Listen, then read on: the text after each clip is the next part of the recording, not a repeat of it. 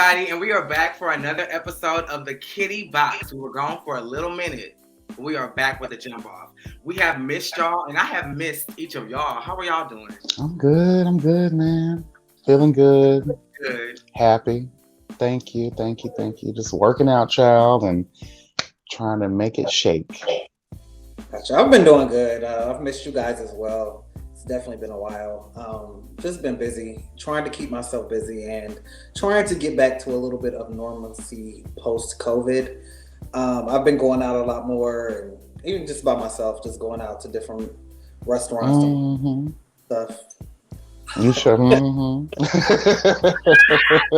You've been living. Wow. You've been living, honey. And that's what he's supposed to do. We are in our 30s. We're supposed to live. But you hold on. I'm sorry to stop this real quick, but let me tell you this, because I have to get her together. You telling me you doing all this living, but you never come back to the girls and tell us what's been happening late in the midnight hour. I cannot believe that you're doing all of this living and you ain't. What's the tea? Look, ain't nothing uncertain. Are we having fun? And it's 13. Are we having fun? With the peoples? No. Girl, Look. If you got a special mama, if you got a special, no, I smell it. okay, it's a backstage moment. Okay. But yeah, like I was saying, like that's what we're supposed to be doing though, because we're 30, we're in our prime. And a lot of times people think that because we have turned 30 in the gay culture, like it's time to grab the cane and sit your AARP ass down. And that is not how life works. Like the engine is just starting and it's time to really live life. What do y'all think about that stigma? About the 30-year-old stigma when it comes to gay people? I honestly used to feel that way when I was younger, when I was, a young teenage girl, I used to think like once you hit 30, 35 that you were definitely old. But now that I'm 36, I feel better than I felt then. So, exactly. And I guess just where I am in my life and stuff and who I am as a person, I just feel like I'm a better person now than, back when I was 18, 19 and a young college student and all that shit. So I definitely think that's some bullshit. Exactly. Bobby?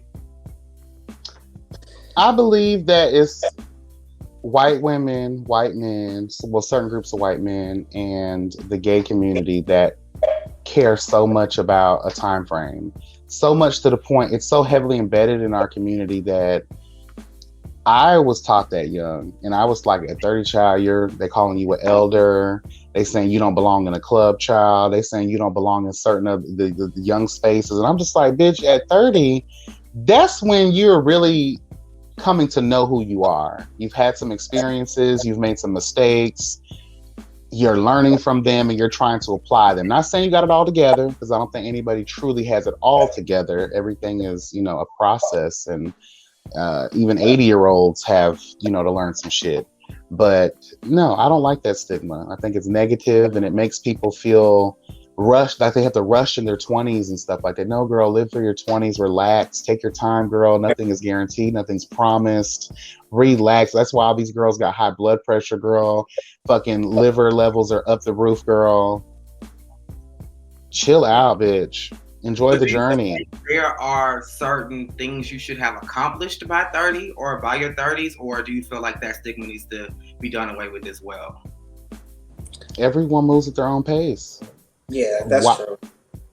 I can say, which is kind of weird, when I was like 20 and 21, I used to, because I've always been attracted to older guys. Yeah. So it's weird for me to have had those sentiments then, but try to date somebody that age, So that's always weird, when I think about that shit. But yeah, go ahead. I'm sorry. No, you're fine. I do think that everybody moves at their own pace, but I think that just socially, in order to just relate to your age group, there is a ground level of things that you need to accomplish.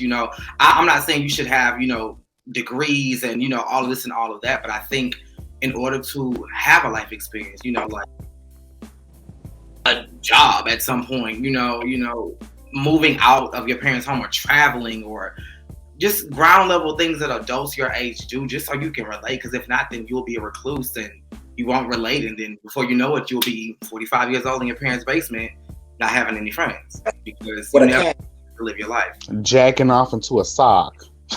Girl, get your life together, girl. What were we thinking? I don't think that was smart at all. I think that's very unsanitary, first of all. What is clean? Very unsanitary. In the words of Adele, when we were young. I don't know if it had to go somewhere. It's very common. It's very common. Please ignore YB because you know how he is. Honey, it was either that or I remember, honey, my homegirl told me one time, she was like, yeah, I don't know what's going on in my son's room because there's like an area close to his bed that's the floor is crunchy. I said, girl. Yeah. I said, I can tell you what that is. She was like, what is it? I said, baby, he's letting off. He's unloading onto the floor, child. Yes. And so she was like, whoa. I was like, yeah, so just tell him. She's like, can you talk to him? So I spoke to him. I was like, hey, bro, just use a sock. Please, just use a sock or old towel, child, or something. Or that you don't want anymore. Something that you don't want to put in the wash because mama gonna know. When she got to open your shirt like a book, she gonna know that. Yeah. So, and she was so I was like, yeah, you gotta go somewhere. But I do want to go back real quick. I definitely feel what you were saying about, having certain things accomplished at a certain point in your life. I believe that those things are innate and it should be an automatic given in the space of, when you're growing up. You're supposed to have certain things accomplished. But I feel like this generation puts too much pressure on themselves. Yeah, absolutely. In a world that's ran by social media, you have all of these things that are on the internet, all of these things that people make it seem like it's unattainable, but they have this lure about it that kind of like get you going and you want to mature too fast. You want to get through life too fast. And I feel like people end up making those big mistakes that they end up regretting because they want to rush the process of life. And it's just like, no, you have to be, how can I put this? You have to be stable enough to endure certain parts of life. Does that make sense? And I feel like if you grow up too quickly, you won't get the endurance that you need to be able to fight off whatever life is going to inevitably throw at your ass as you go on your journey. True. But if you don't keep up with the pace of life, when those obstacles come your way, you will be left with no tools to fight back. So, that's the catch-22. You don't want to go too far ahead, but you don't want to... It's a balance. Yeah, there is definitely a balance. It's a balance, yeah. But I do feel like parents sometimes too, along with children, that social conditioning that children have, again, based on what they're seeing in the outside world and these fucking unrealistic standards everybody wants to keep up with, it's detrimental in a lot of ways to the extreme. So kids now are more susceptible to mental illness, and we wonder why, because it's the pressures of the world. Like, you got to have this by the time you're 25. You got to have this amount of money. Like, every ad you see is about, do you want to be the only 16-year-old making $100,000 from home? Buy NFTs, like all of this stuff, fashion, imagery, like all of this stuff is like, girl, like the kids already have a rough road ahead of them. They don't need to add those pressures as well, especially when it's 14, 15, 16-year-olds worrying about designer brands. And it's like, girl, you ain't even got no motherfucking job. True. But that's the way that the culture runs. So they want to train them up young because now it's a highlight. If you're on Indeed or, whatever job board or whatever, and you're looking for a job, it's a highlight when you see something that says unlimited overtime. You want to take away the little free time I have to offer me more work time, and that's supposed to excite me so that I could, attain more. And it's just like that balance that we were talking about when it comes to, keeping up, mentally, you've lost physically because you're pouring everything into work. But you live a good life, but you have no sleep. And is it worth it? YB, I'm pretty sure you can chime in on that because there were a time like when you were young, you was all about the money. You was working 3-4 jobs at a time and you were able to live your life, but were you? Honey, I was working 7 days a week. Now the checks were lovely. That was my only motivation. I did that shit for 2 years. And when I tell you, financial freedom was great because it was like the first time in my life where I did not want for shit. Okay. But I was only getting about 2 to 4 hours of sleep a day. And when you have lack of sleep, the mental fuckery that goes to take place, you go to doing some erratic things. Like lack of sleep it's really true what the doctors say. So if the kids are listening, it's true. Get your rest, get your 8 to 12 hours if you can, because if you don't and you run yourself into the ground trying to keep up, trying to chase that bag too much, child, well, ain't nothing wrong with chasing the bag too much. But just know your limit and know when to say, maybe I need to pull back real quick. Because during that time period, I made a lot of unhealthy life decisions just based off just being psychologically fucked because I had sleep deprivation. It was real. Like, I don't ever want to go back to that if I don't have to. Yeah. So, y'all buy Tika. Y'all help the doll out when Tika Naturals comes back out, bitch. Hello, shameless plug. Hello, God. When Tika Naturals comes back out, y'all make a bitch rich. Make a shorty rich, bitch. Gave him my name. Cop the 1 to the 3 just to see if the I forgot the rest. Go ahead and ask Bobby why I have an attitude right now. You're coming soon. I think it's nothing wrong with chasing a bag, especially at a young age. I definitely think that there just has to be a balance. And Kat, you kind of touched on it, but as far as in your 20s, I think that is the perfect time to really find out who you are as a person, which is what you're supposed to be doing. Hence, having a relationship, maybe a full-on serious relationship with somebody. I think that's important in your 20s to probably go ahead and figure out what you're willing to deal with. So by the time you're 30, you're like, okay, I'm not fucking with that, etc. Also, traveling and just getting exposed to different cultures and shit. I think that's important to do in your 20s as well. Like you said, Kat, so you don't get left behind when you're 35 and your friends are going on a trip and bitch, you ain't got no passport or nothing because you're just so far behind. And also when you get to these places, you know how to act and know what to expect. What else? I would say going out in general, because a lot of times, especially with the, pandemic, a lot of times we'll be such recluses and we're stuck in the house. And I know I'm one of them. I will find something on the television and binge watch 8 seasons of it. And before you know it, 2 months have gone by, and outside of work and seeing my parents and just everyday life, I haven't been social at all. So sometimes that stifles you, and that contributes to social anxiety and just like almost a dismemberment between you and society, because you feel like a fish out of water. Because I know for me, a lot of times before I started getting social again, when I would be out, I would just want to go home because that was my safe place. Like, I was okay being out, but I couldn't wait till I got home because I was comfortable and I could take off whatever mask I was wearing and just be myself. So I think being social also is very healthy. So that way you can balance, the two and know how to function when you go out to these places in your town, let alone in another country. Speaking of early 20s and doing things and seizing opportunities, I got this from Poor Minds actually, so I want to bring it to the kitty box. In your 20s, can y'all remember a time, or was there ever a time where y'all fumbled the bag? Because now life is all about getting to the bag and getting more money, and do y'all have a memory? Is there any memory that y'all have where there was an opportunity before you and you didn't seize it the right way, and had you seized it, your life would probably be different now? Interesting question. I have 2 instances, so I'll just go ahead and go real quick. Okay. As soon as I got out of foster care, I ended up linking up with this program, and they helped you, with aftercare services and shit like that, so you can be on the road of independence, darling. And they used to do this questionnaire and ask you what are your dreams, goals, career goals, that type of shit. At the time, fashion was my life. And I was like, child, I would love to, do something in fashion, styling or designing of some type. All I knew is, bitch, I wanted my own fashion line. And the guy who ran the program, one of the donors to the program was the husband of the creator of Nine West. And I was so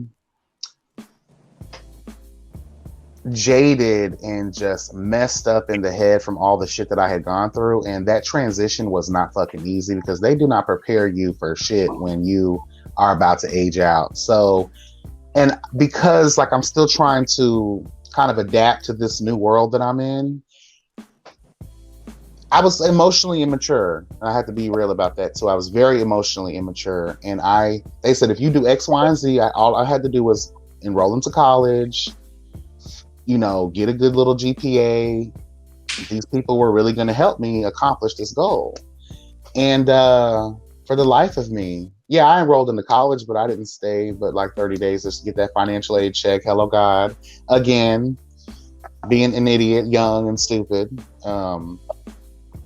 And fumbled that bag because I messed up that opportunity. Ain't no telling where I would have been right now, girl, if I would have followed through with that, bitch. I would have been. You never know, child. But and I had an opportunity to work with a cruise line. Like when I moved back to Florida back in like 2012, I did have an opportunity, but I was like, damn, I just moved back here. And I just, even though at the time it would have been easy because I was staying with a friend, so it's not like I would have been left behind an apartment or a car or anything, but it was like, damn, like I didn't see that being in my cards. And I felt like that could have been I felt like I should have took that opportunity. Because when things present themselves to me on those types of levels, I feel like it's a blessing. And I think I pushed that blessing away because, when you on the cruise ship, that all that money goes to you. You can pay your taxes whenever later, child, with your 1098 or whatever that form is called, child. And you get nothing. Where are you going to spend the money at? You're on a ship for 6 months. Yeah. I could have been stacking that bread, honey, like for real. But yeah, those are like the two. Yeah. Okay. I don't like to live in a world of regret, but just the advice that I have for anybody going through that, if an opportunity that seems like it just came out of nowhere and it's mysterious, that's probably God giving you something, and giving you a gift that will save your life or save your situation. Don't let fear rule you, bitch.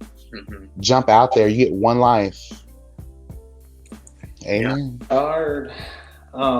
My example of fumbling the bag, it may seem a little weird, but just a little backstory. Like, I've always wanted to be an attorney since I was like in second grade. Like, Judge Judy was my favorite show. Like, I used to run home from the bus stop to like make sure that I got. Cause she came out at 4 o'clock. She came out at 4 o'clock. You did not miss her. And I'm like, I gotta get home. Judge Judy's about to come on. So ever since I was in second grade, I wanted to be an attorney. So when I was 25, that's when I decided to finally, after I took my little break from graduating from undergrad, I was 25 and I was like, okay, it's time for me to go ahead and go to law school. Only to get halfway through it to figure out, damn, I don't really want to do this. Now, I wasn't going to drop out because I already had so much money invested in it. And I mean, with the degree, you can pretty much do anything, just having a doctorate. But I would say where I fumbled was actually going to law school. That's what I said. This may seem weird because I kind of had a passion for cooking. And so I went there thinking that's really what I wanted to do, where I could have been putting all that time and money and energy into doing exactly what I'm doing now. And I could have probably been way further along now what I do. So that's kind of like my fumble. And I think that's probably my only, I don't want to say regret, because like I said, the degree is awesome and I can do whatever I want to do with it. It doesn't expire or anything like that. But a lot of time, a lot of financial aid, a lot of fucking student loans that I did not have to have. Yeah. That's my fumble. Mine is, I have a two-parter too. Mine was college and a particular job.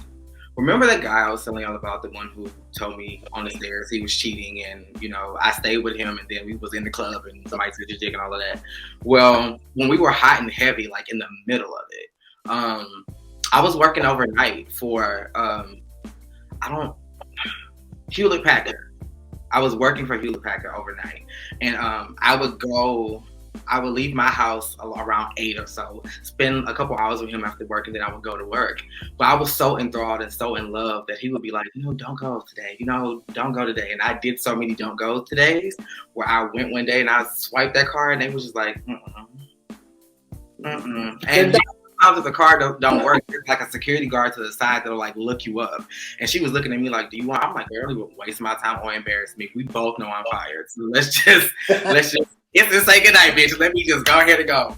And my second fumble was college. I went to college, but I didn't finish. I did my first year, but I played around and I went to all the parties and I got on academic probation. And my mom was like, look, we can't guarantee that you're going to get financial aid because my parents make a lot of money. So we pulled strings and, got me financial aid for that one semester, but we didn't know I was going to continue to go. So she was like, before I spend my money on something you don't want to do, figure out if A, college is even something for you, and B, what you want to do. Because I'm in college with a major in psychology and a minor in journalism, but I'm doing everything else. Mom is like, well, nothing that you're doing in school is for that, So I took that break instead of just getting my basics done and just forging forward, and I could change my major whenever, and I still haven't gone back. And I feel like, as far as my occupation, I would probably be further in corporate America had I had a degree in whatever, because I'm starting to learn that they don't really care what the degree is for. It's a symbol that you completed something and that you see it through. So I see that now, and I may go back, but even if I go back, I don't feel like it'll be the same experience as I would have had when I was 19, 20 years old, when I was right in the thick of it, when I should have been in college. So yeah, that's the time where I think I fumbled the bag for sure.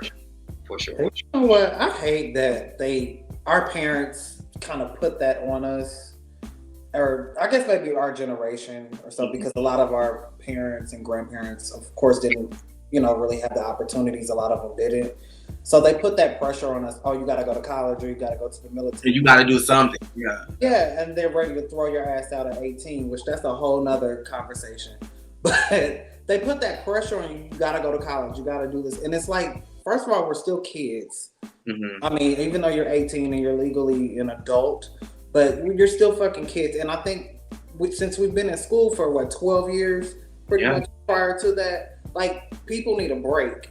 And that's why I did that break after I got out of undergrad, because I was like, fuck this, like, I'm tired of school. I've gone nonstop for 21 years now. Like, I need a break. So putting that stress on kids to go immediately into college, and they don't really know what the hell they want to do, I just think that's unfair and it's shitty. And then you end up having a lot of people, partying and not finishing, or either choosing to withdraw, or just fucking off a bunch of money that their parents are going to have to pay back just because you pressured them into going to school when they're not ready to, and they don't even know what the fuck they want to do.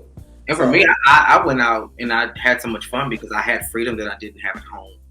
Like, my parents were so sheltering and so protective, and I thank them for it. I love them for it.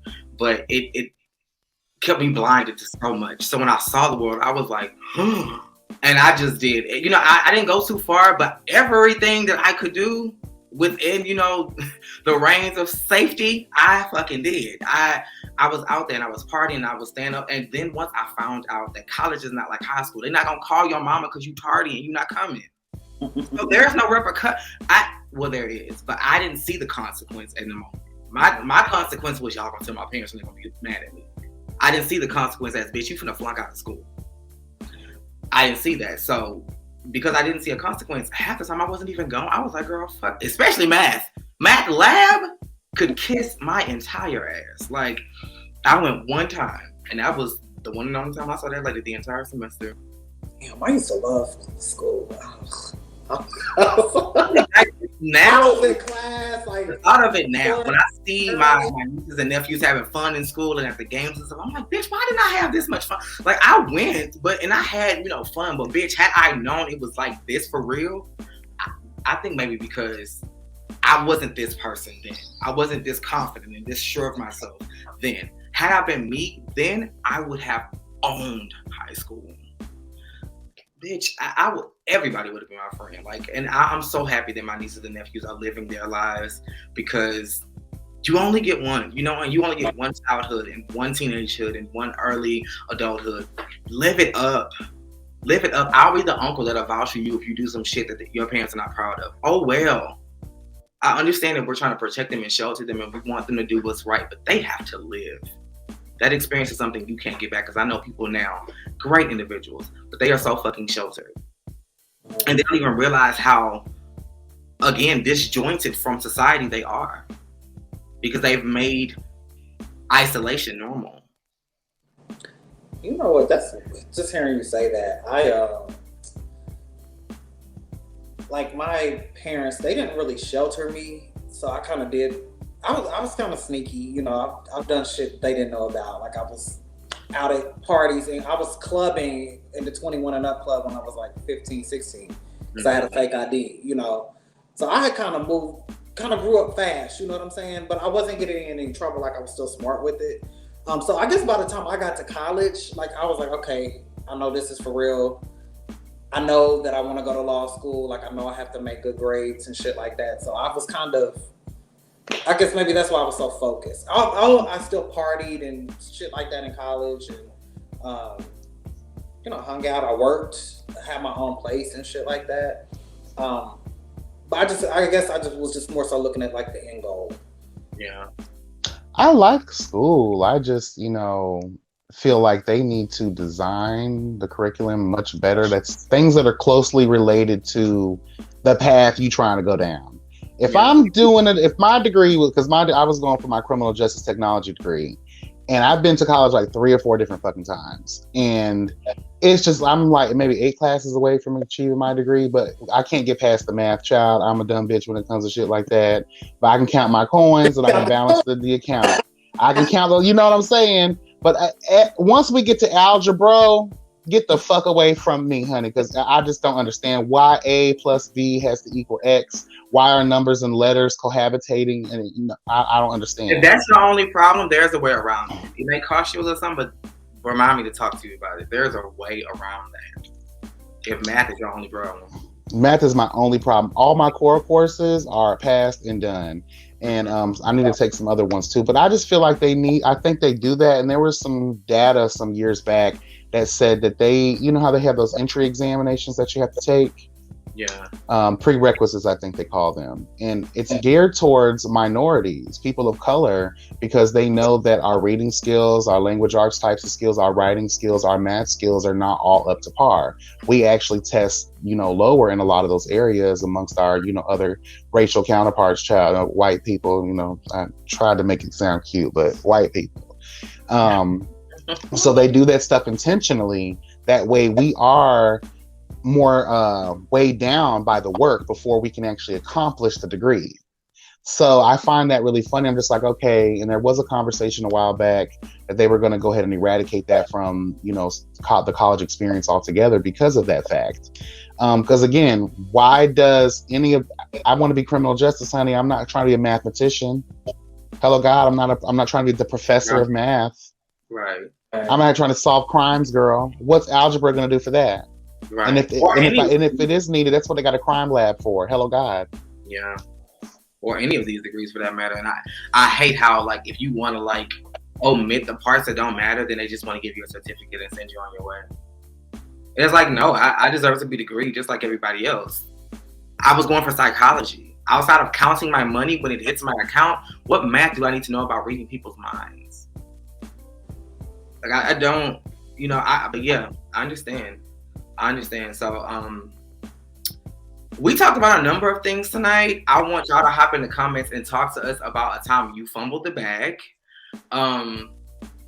Just how your 20s was and how your 30s are in contrast to your 20s. We would love to hear that. And we are introducing a new segment, well, 2 new segments tonight and moving forward. The first one is we are bringing it to the box. And y'all can participate in this as well. So we're going to talk about a TV show, a song, a film, a moment, a look that just stood out to us. It doesn't have to be relevant or recent to the conversation. But yeah, just something to engage more with you guys. So I'll let YB kick it off. What are you bringing to the box? A moment. And I think it's, something that we could just, chime in real quick about and what our thoughts are. I truly believe the Queen of England has been dead for years now. I truly believe so. You know what's so funny? My friend, I'm laughing because I believe it. I just talked to my friend Shay. Shout out to Shay. She does watch our show. Hey. She lives in London. And I saw that Hollywood Unlocked post earlier, and I was like, "Is the Queen dead?" She said, "Child, I think that woman's been dead for weeks." She said that's why all this shit has been coming up about who's going to be the successor. Like just out of nowhere, all of that talk started coming out. Who's going to be the queen, and she's the old mistress of. Whatever. Yes, I heard that. And nobody because she was the mistress or whatever. But that's so funny you said that. She just told me that today. She said, I think that bitch been dead for weeks. And she's been done, girl. That broccoli's been done, okay? Wasn't that man that crinkly old man? Sorry, that crinkly old man, that was her brother? Yeah. That died maybe what was it last year? That looked like he was the Walking Dead. Literally, he looked dead. It's almost like they're parading their corpses around, and they're like the puppet masters. Like it's just little strings and stuff. What if he was dead in that car, y'all? Well, they set up Princess Diana, so there's no telling what else they can do with their trickery. That shit was fucked up. Wait, I don't want to be ignorant. Allegedly, let me say that. Allegedly, that's why I don't like the Queen. That's why I don't like the Queen of England. Miss Elizabeth is a mess. How regal would she be if she was still here now? Right. Diana was that. She probably would have already solved world hunger by now. I could just see her and Angelina Jolie would have got. Yeah. You forgot one very. But no, Angelina Jolie would have been trying to eat her pussy, child. So. Oh God. She would have let her. Angelina, I will let her eat my pussy. Angelina Jolie is fine. I was gonna say I could just see her and Michelle Obama being because she was for the people. Diana was for the people. And I could see her living for the mixed fish. Meghan. Miss Meghan Markle. I could see her living for her. She would have, and it would have pissed Harry and his wife off because she would have just welcomed them with open arms. Yes. William, that raggedy. Something about him just. But yeah, that's my moment. Actually, that's my moment. I do believe that she's been done. Her broccoli has wilted, girl. I felt like it's been happened. Hello, I don't know how many ways I can put it, but child, we don't have to prepare the others at all because, girl, they've already prepared her body many moons ago, child. So if there's anything I will agree with that starved, polar bear built ass a bitch, Jason Lee, is I'll agree with him on that. Girl, she's been dead. What is your team with Jason Lee? He is a mess. Because I've seen you go off on him a couple of times, but I never knew what the child, he tried. Is it from that moment where you hopped in his comments and what's his name had got you together or tried to? Oh, it was the duck lips comment that I made. This was a couple years ago, and I commented and I was like, damn. I was like, Jonathan Shaban, the guy, He used to be with Kim and them, right? Yeah, he used to be. Yes, God, because he was selling their secrets, child. He was selling state secrets, and they had to get rid of the snake in the camp, child. And he was stealing all their Botox creams and stuff and injections, girl. And it's just a mess. That's why he looks like a living flotation device now. You could ride his back if the plane were to go down, child. Hello, God, and he'll take you to safety, honey. Oh, God. Yes, girl. He's built like an overdone macaroon. Hello, God. But it's been done, bitch. But I made a comment underneath there, long story short, made a comment. I was like, damn, he needs to stop with the lip injections. And it was just really me just being funny and trolling around a little bit. And because I was really invested in, Hollywood Unlocked. I really did live for that whole situation. I liked Jason at a time, but I always thought he was condescending and very rude to people, and mostly his guests and his female guests. I never really liked that. And I always felt like he over-sexualized his male guests as well, and to make them uncomfortable. And I don't live for niggas like that because they give the community a bad name. Right. So Jonathan Shaban reacted and said something to me. He said, "Oh no, I've never had lip injections," and we left it alone. And then Jason actually brought it up on his show because maybe some weeks later he had him on as a guest on the Hollywood Unlocked show, and I saw the episode, and Jason Lee and him were basically laughing at the fact that I was called a mutt. So you knew so you had to go through my page to see a picture of me because I don't have one on my profile. So you did some shopping. And to call me a mutt, because that's a racial epithet towards a mixed person. So called me a mutt, and I probably have duck lips. And when I do certain pictures, I do, girl, because I'm half black, honey. My people are from Wakanda. What the fuck are you talking about? That's why I'm built like this, honey, and naturally, girl. Hello, God, and shout out to Ticket Naturals. All right.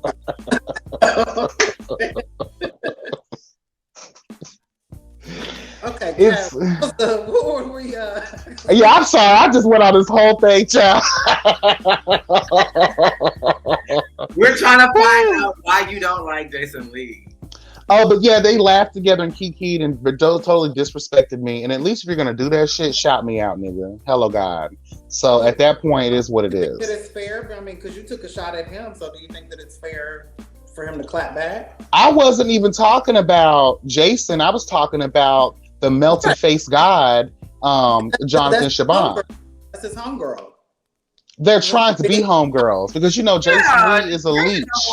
Child, Jason is as much Jonathan's homeboy as he is Beyonce's. And we all saw how Beyonce was ducking and dodging that nigga when he was down with the Rock Nation brunch. No, ma'am. Yeah. Okay. But save the polar bears. Hopefully, climate change doesn't rid us of them and their existence. Jason. Look like y'all could be. Oh, girl. I feel like outside of this is being done naturally, honey. No one's cutting me. No one's cutting me. I feel like the banter y'all give would be a kiki. I'm not gonna lie. The banter would be a kiki. Because y'all without making anybody feel uncomfortable, y'all pretty much have the same vulgar rhyme when it comes to men and dick. I don't disrespect men, and I'm not, I would never do what he does to men or what he does to women. That's a legend. Moving on. Okay, moving on. Jay, what do you think? My mom, I guess it's a moment. Have you guys tapped into Inventing Anna on Netflix? A friend was just telling me about that. It is so good. Is it good? It is so good. Okay. Basically, it's a scamming ass bitch who has these delusions of grandeur, in the words of YB. She's this poor person and kind of sweeps her way into high society in New York, and she's on yachts, and she has created this whole identity. The bitch is stealing money. She has friends giving her money. Like, when I tell you the Tinder swindler didn't have shit on this bitch, like, she was that girl. And also, I love Laverne Cox is in it as well. It's like one of her best friends. And she was probably one of my favorite characters out of that. She did really well in that. And there's also this other black girl. I'm not sure of her name. This black actress. But she was like writing for this girl. And like, it is really good. I just say check it out. I recommend everybody check it out. I watched it in like a whole day because I couldn't turn it off. It's 8 episodes? 9. 9, okay. Mm-hmm. Okay, well, I'm going to add that to my list. You do the same, YB. Everybody in the comments, Inventing Anna. If you have already checked it out, let us know what you think. And if not, add it to your list. I'm going to check it out because people have definitely told me about it. So I'm definitely going to check it out. Now, what I'm bringing to the box is also something, it's a two-parter. Something from Netflix and something from just network television. I recently got into Abbott Elementary. You guys, it is so good. I love it so much. Incredible cast. The kids are incredible. It's a 30-minute, sitcom, so it's not really long. And I think it comes on ABC on Tuesday, or it comes on something on Tuesdays. But it's really, really great. It stars Quita Brunson and Cheryl Lee Ralph and some other familiar faces. The principal is hilarious. The kids are hilarious too. And the other thing I want to bring to the box is the new Chainsaw Massacre movie. I had an opportunity to see that, and I like it. I'm I'm not really into cannibalism like that. So the original Chainsaw Massacre and the beginning and those things that feed into that, I don't really get into. So the only Chainsaw Massacre movies I'll watch is the 2003 version with Jessica Biel and this one here, because I tried to watch the 3D version and that is completely stupid, like stupid. So yeah, y'all get into that. Let me know what y'all think. If I had to rate it, I would give it a 6 out of 10, only because the storyline is really stupid. It follows social media influencers who want to buy this deserted western town of Harlow, Texas, and Leatherface lives there. And then when they get to fucking with him, he turns into Leatherface and he does his thing. But it's just like, the math just ain't mathing, but I guess y'all need to do a movie. It's a good watch. It's just shy of an hour, 30 minutes. It's a really good film. So if y'all haven't already, check out the Chainsaw Massacre on Netflix. I'm definitely gonna check out Abbott Elementary as well. I've been seeing so many like comments about how hilarious it is. It gives you, how can I put this? It's a mockumentary like The Office, but it's in a school. So and you know, so they are very aware of the cameras, but just the shit that goes down is just so funny. You know, I think it's very, very, very entertaining. Cool. So now, the second segment that we're gonna bring to the Kitty Box, and we're gonna make this a recurring thing, is the Kitty Club Convo. So basically, you can hit us up on Instagram at Kitty Box Podcast and DM us a question or something you'd like us to talk about, or a question you want us to answer, and we will answer it on the following episode. So I put it in the chat, y'all. So one of y'all read the question.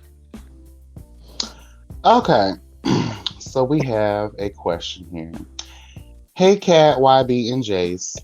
I love the show and have been a fan since season 1. I have a question that hopefully one of you can answer. So there's this guy that I like that really pays me no mind, in my opinion. We text here and there, but nothing serious or leading to anything romantic. But then there's this other guy who I'm not really attracted to like the first guy. But he's always texting me and hinting at how he wants to be my boyfriend. What should I do? Should I take a chance on the guy I really want to date? Or should I settle for the guy that wants me more? Child. I could be really short with this. Okay, go ahead. Go with who likes you. That's what you're supposed to do. Whether it's a person of a different race, a different, like, whatever. Just go with whoever loves you and gives you what you want. But didn't this person say, though, like, if I can remember correctly, didn't this person say that they weren't feeling the same about the person who liked them as much as they felt about the initial person? So what do you do in that situation? You know, you go with the person that wants you more, but if you don't really see it for them, I mean... Well, yeah, I guess that wouldn't be the... Why the hell we always want what doesn't want us? Why is that so attractive? Why? I just want to know why. And I'm asking that even for myself too, because I fall victim to the same trap, the same life bullshit. So it's like, why? If this person is paying, and the fact is we walk in the awareness of it. You sit here and said, he pays you no mind, bitch. Yeah. And my bad, this isn't an attack on that person. We appreciate the question, but it's like, why do we do this to ourselves? And we wonder why these things don't work out for us. Yeah. Well, and then the shame. They're obviously considering dating the other person, even though they may not be physically attractive. That's how I took that. They may not be as physically. You know what I mean? And I'm going to play devil's advocate here. Just because the guy isn't as the guy that this person wants isn't given as much attention as the other guy, we're not sure that he's not interested. You know, he's just, maybe some people are weird like that. That goes back to that social awkwardness that we were talking about earlier. What if he's one of those individuals, he or she, because what is the guy? So what if he is one of those individuals that is just, like, I like you, but I don't want to overdo it. And because of what I know, if he's socially awkward, because of what I know of society, if you put too much effort, you're seen as thirsty. And I don't want to run this person away. So let me, because they do say the person with the most power has the least interest. I mean, I feel that. I just feel like if this person is not showing you anything, you've said it.